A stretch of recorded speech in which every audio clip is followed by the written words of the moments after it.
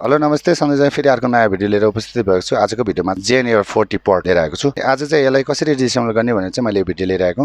यसमा चाहिँ प्रब्लम भनेको चाहिँ यो चाहिँ टर्न अन नहुने चाहिँ आएको र यो के प्रब्लम रहेछ हामी यो भिडियोमा हेर्नेवाला पनि छौँ। यसलाई चाहिँ डिसेम्बल कसरी गर्ने भनेर चाहिँ मैले यो भिडियो लिएर आएको र यसलाई चाहिँ आज डिसेम्बल गर्न जाँदैछौँ।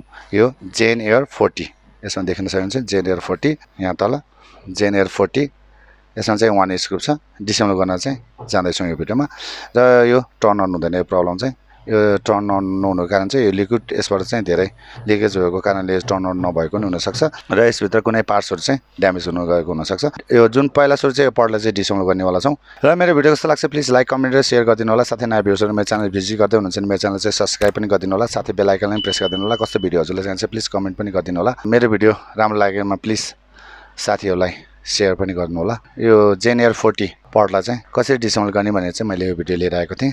यो आजको भिडियोमा चाहिँ यसलाई डिसेम्बल गर्न जाँदैछौँ र त्यो डिसेम्बल भिडियो हेर्नुभन्दा अगाडि चाहिँ मेरो च्यानलको सानो प्रोमोपछि चाहिँ यसलाई सुरुवात गरौँ है त।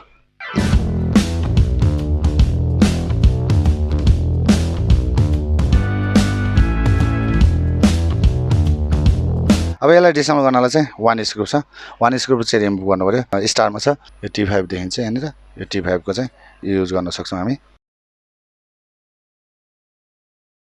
अब 1 स्क्रुप खोलिसकेपछि यसमा अरू कतै पनि स्क्रुप चाहिँ छैन। अब यो हामीले पहिला सुरु यो कभरलाई नै रिमुभ गर्नुपर्छ। यो कभरलाई रिमुभ गर्न चाहिँ यहाँ माथिबाट साइडबाट यसरी तान्दै आउँ। यसरी यो तान्न सकिन्छ इजी तरिकाले। यो किनभने लगै लग मात्रै छ यसमा।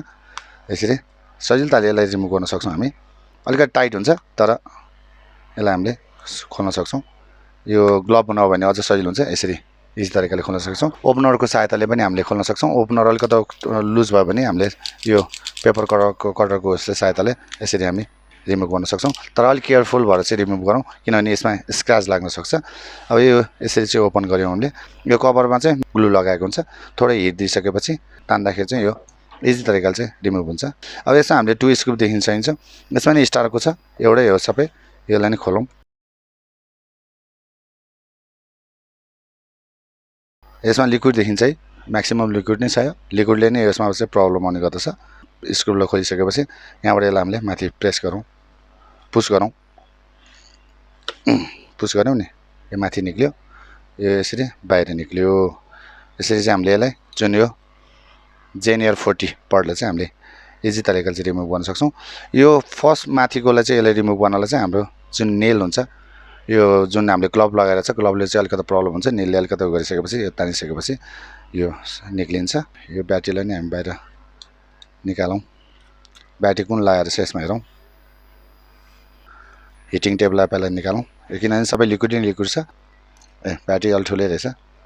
J516244 6.04 WH र 3.8 भोल्टको चाहिँ यो ब्याट्री रहेको छ।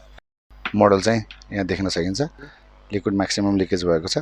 त्यही कारणले चाहिँ यसमा यस्तो प्रब्लम आएको र यसमा बोर्ड चाहिँ यही नै रहेको छ। स्मल टाइपको बोर्ड छ। अन चाहिँ हुँदैन। यसरी चाहिँ हामीले यसलाई डिसेम्बल गऱ्यौँ। ब्याट्री निकाल्यौँ। ब्याट्रीको मोडल पनि यही भइहाल्यो र यो चाहिँ प्रब्लम चाहिँ टर्न अन नभएको प्रब्लम हो। यो चाहिँ सबै लिक्विडले गर्दाखेरि चाहिँ यस्तो प्रब्लम आएको। यसलाई चाहिँ पहिला क्लिन गर्नुपर्ने हुन्छ र त्यसपछि के प्रब्लम हुन्छ त्यसपछि 1 बाई 1 चेक गर्दै जानुपर्ने हुन्छ। तर फर्स्ट भिडियो चाहिँ मैले यसलाई कसरी चाहिँ इजी तरिकाले चाहिँ डिसेम्बल गर्ने भनेर चाहिँ मैले यो भिडियो लिएर आएको। आज यो भिडियोमा डिसेम्बल पनि गऱ्यौँ र इजी छ। फर्स्ट हामीले रिमुभ गर्नुपर्ने हुन्छ 1 स्क्रुप यो डाउनको। हामी यो पेपर कटरको उसले साइडबाट चाहिँ यसलाई रिमुभ गरिकन यसलाई हामीले बाहिर निकालिकन 2 स्क्रुप रिमुभ गरेपछि यहाँबाट पुस गरिसकेपछि यो बाहिर निक्लिन्छ र इजी छ यो डिसेम्बल गर्नलाई। यसरी चाहिँ हामीले यसलाई डिसेम्बल गर्न सक्छौँ। भन्दै मेरो भिडियो कस्तो लाग्छ प्लिज लाइक कमेन्ट र सेयर गरिदिनु होला। साथै नयाँ भ्युजहरू मेरो च्यानल भिजिट गर्दै हुनुहुन्छ भने मेरो च्यानल चाहिँ सब्सक्राइब पनि गरिदिनु होला। साथै बेल आइकनलाई प्रेस गरिदिनु होला। कस्तो भिडियो हजुरले चाहिन्छ प्लिज कमेन्ट पनि गरिदिनु होला। यो भिडियोलाई धेरैभन्दा धेरै सेयर पनि गरिदिनु होला। जेन एयर 40 पडलाई चाहिँ कसरी चाहिँ डिसेम्बल गर्ने भनेर चाहिँ मैले यो भिडियो लिएर आएको थिएँ र हामीले यो भिडियोमा डिसेम्बल पनि गऱ्यौँ। भन्दै अर्को भिडियोमा चाँडो भेट्ने बाचा गर्दै यो भिडियोबाट चाहिँ म बिदा लिन चाहन्छु।